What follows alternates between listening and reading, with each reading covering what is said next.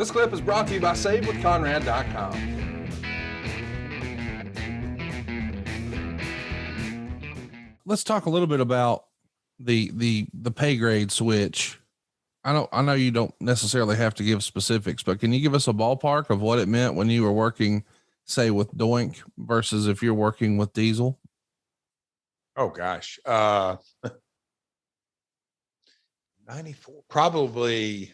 Well, and look, you know, the garden shows versus Poughkeepsie are different, but in round numbers, you know, a $500 to $1,000 payoff would go from a $1,500 to a $2,500 payoff. Nice. It's a jump. Significant. So, yes. Hell yes.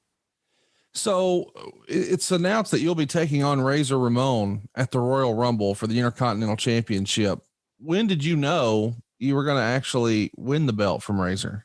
Damn, I wish I'd known I was going to be doing a podcast 20 years later. I'd have wrote this down. You know, there's some guys in the industry that write everything down on their matches and a diary, that kind of stuff. I was not one of those guys, but we'll say a couple of weeks out that's the direction they were headed. I knew at the end of 94 that things were on the uptick the way, you know, although on the live events, I was putting Doink over or whoever it may be. It's just that style. But on TV and you know, one-on-ones with Vince, it was a consistent build of Double J. And I just kind of felt that was the natural progression. So I don't know, 2 weeks out, 3 weeks out, something along those lines.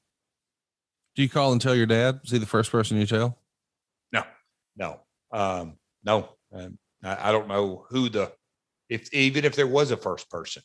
I don't mean this. It's as a performer, I loved it.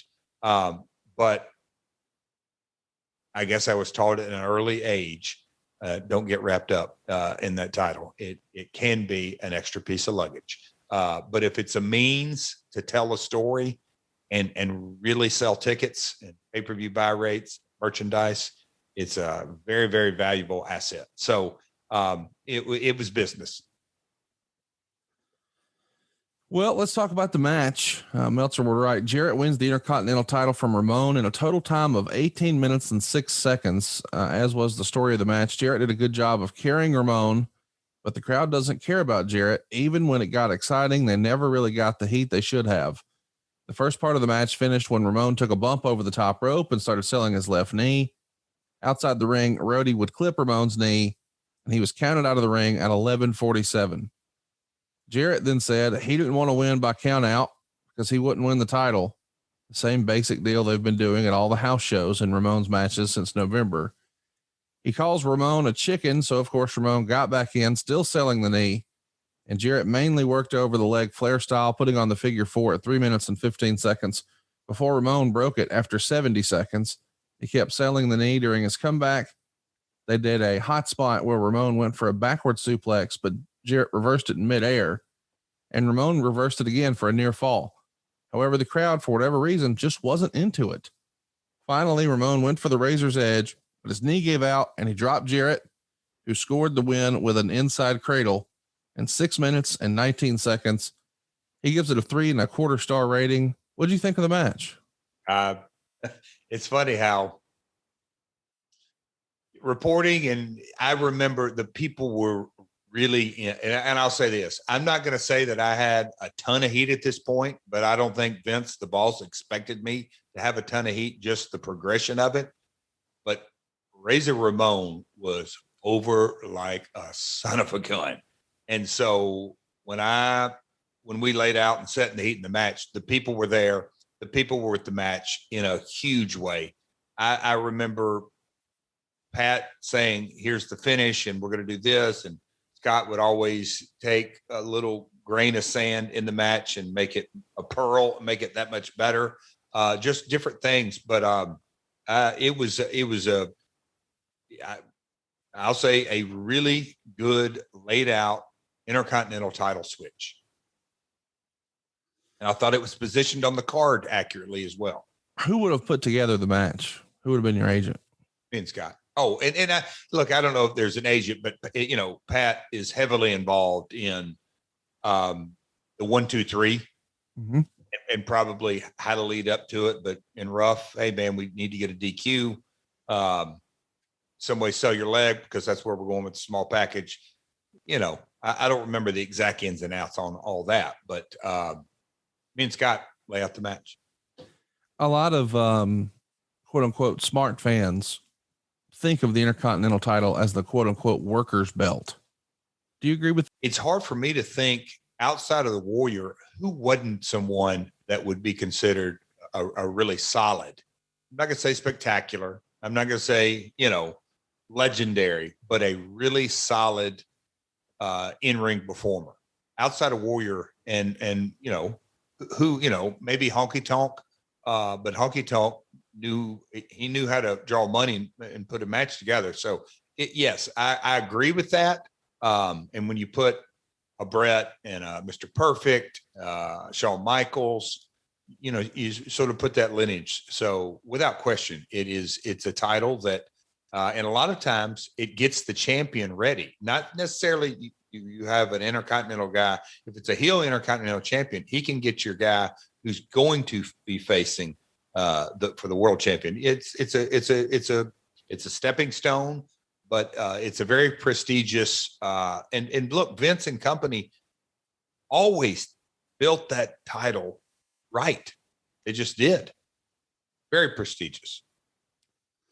But yet you weren't excited to win it. What the hell? Oh, here we go. You're okay. No, I mean, that's one. I'm sure I was excited to win it. I mean, You gotta get excited. I've been saving people all those dollars. They can limousine ride and jet fly now with that extra cash. And they can style and profile with a quick 10-minute phone call right now to 425-0105. That's 425-0105. Woo! SaveWithConrad.com. I mean, I know you're a heel champion. Do you find it a little odd that one of your first appearances as Intercontinental champion is you losing by powerbomb? They, when I say they, Vince and Bruce and Pat and all that mattered really was Vince. But collectively, the entire organization was hammered down, pardon the pun, with Diesel. Yeah. Like we're going all the way. And what better way? Because this is going into Mania, correct? That's right. Yeah. I mean, we're going all the way here. We want him as strong as possible. So the rematch for the Intercontinental title is scheduled for WrestleMania 11. It'll be between you and Razor Ramon. How exciting is it for you to hear your first WrestleMania match is going to be against Razor for the Intercontinental title? That's a big deal. Huge. And here's what I really like, because I don't want to say I found out like simultaneously, but early they're like, no, we're keeping it on you. And I'm like, nobody's going to call that. The booker in my brain is, oh my gosh, everybody. And then we're going to layer it up with Kid and Road Dogg, and he's the yin and yang. And I'm like, wow, this is, I knew I could, it was very obvious they were going with Double J and the Roadie. The push was there. It's strong. We're going to Mania with this match. And in the match, 1, 2, 3 Kid's going to be in this corner, and he's still not taking the title back. Because again, Scott had come off of a Savage program, a Shawn Michaels program. Razor was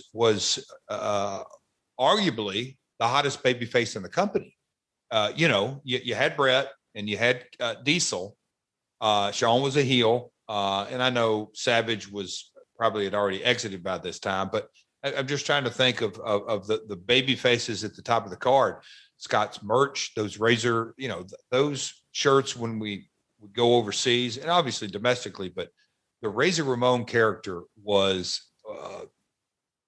right at the very tip top. And for me to retain the IC title at the biggest show of the year, and that was when Lawrence Taylor, it was a big deal in Hartford.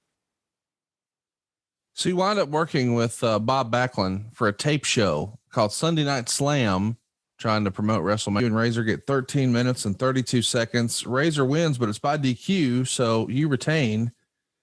As you mentioned, the 1, 2, 3 Kid's going to come out to counter Rhodey, and we should mention you wind up with a bloody nose here, thanks to Sean Waltman. What do you remember about that? He kicked the shit out of me. Yeah, he potatoed. It was a good one. a live round, as they say. But it was all good. Fast-paced action. I remember us being on early. I forget the agent, or maybe even Scott had told me that he got message from Pat. Whoever had told us, keep this match moving, keep it going. It's second.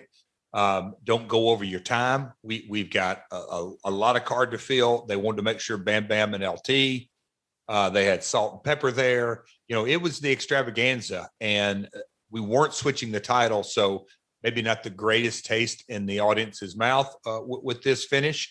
But guys, let's go. And the four of us were hyped and ready to rock.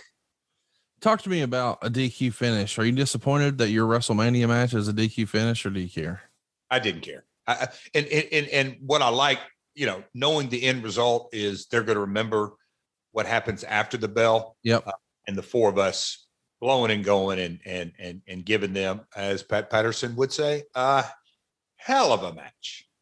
So Rhodey does the run in, clips Razor's knee. That gets the DQ. As we mentioned, 1, 2, 3 kid comes in, hits a spin kick, bloodies up Jeff's nose. And then the heels come back and Jeff locks the figure 4 on Kid until Rene Goulet and a bunch of referees break it up. Meltzer would call it a good match with a bad finish, 2 3/4 stars. You're probably not arguing that too much, are you? No, I mean, it was, I don't think Vince would, I don't want to say would. Look, you don't want a 4-star, 5-star match on second match. You just don't. It's an IC title match. We were continuing the story. Me and Scott's angle was not over. We were going to be carrying it into tags and I don't think you always get to Mania and then do the reset. So it served its purpose, and I knew the four of us did exactly what was requested of us. A lot of our listeners probably tilted their head a little when you said, when you're on second, you don't want to have a 5-star match. A lot of listeners will probably think, oh man, you want to steal the show every match. Talk through us that line of thinking on a promoter side. As a talent, you absolutely want to steal it. As a promoter, you are a conductor. You are, we create and we create and sell emotion. That's the very core of entertainment, whether it's a sporting event. Old Conor McGregor, you talk about the emotion. He's laying there with a snapped ankle and he's talking about his opponent's wife in his DMs. You don't think that's creating emotion? He's promoting the next fight already. It's unbelievable how, I don't say simple, but yet it is. And so as a promoter, look, you want to, it's philosophy and people can debate it because it's subjective. It truly is subjective. And I'm not going to disagree with anybody who completely disagrees with me. But my philosophy is you got to start hot and finish as strong as you possibly can. And in between, you got to take them up and take them down and up and down and up and down. Any issue with Waltman busting you open, or is it just shit happens? No big deal. Another day at the office. No big deal at all. When you know something's done on purpose and when it's not, it was not done on purpose. Yeah. Intent is the issue. Yes. When it's all said and done, you come back through the curtain. I know you haven't necessarily romanticized your wrestling career, but how'd you feel about your first WrestleMania moment? I mean, this has got to be something that everybody who's trying to get their big break, they sort of think about one day. What if, hypothetically, could I? And now it happened. Here you are on WrestleMania. What'd you think when it was all said and done and you had that match under your belt? And I forget where we were the prior Monday or Tuesday before Mania, but I remember, packing, and I'll just say hypothetically on a Tuesday or Wednesday, but I'm packing for a show that's not taking place for 4 or 5 days. And you get there and you're doing media. And I think there was the infamous AOL chat with Bob Ryder, with Sean and Kevin. And, but as the Intercontinental title and me and Brian together and making appearances and signing autographs as we were a marquee attraction. And that was all new to me. The year before I was in the 10-man tag. And so this was uncharted territory for old Double J. And so being a part of the attraction and being pulled in 15 different directions, which I loved, and then it's sort of culminating with this match. And I felt, all right, we did exactly what we're supposed to do. But then the wonderful, wacky world of professional wrestling. All right, we got Raw the next night. And then from there, we're going overseas. I do want to mention real quick, you guys were in Bushkill, Pennsylvania on the 24th, San Antonio on the 24th.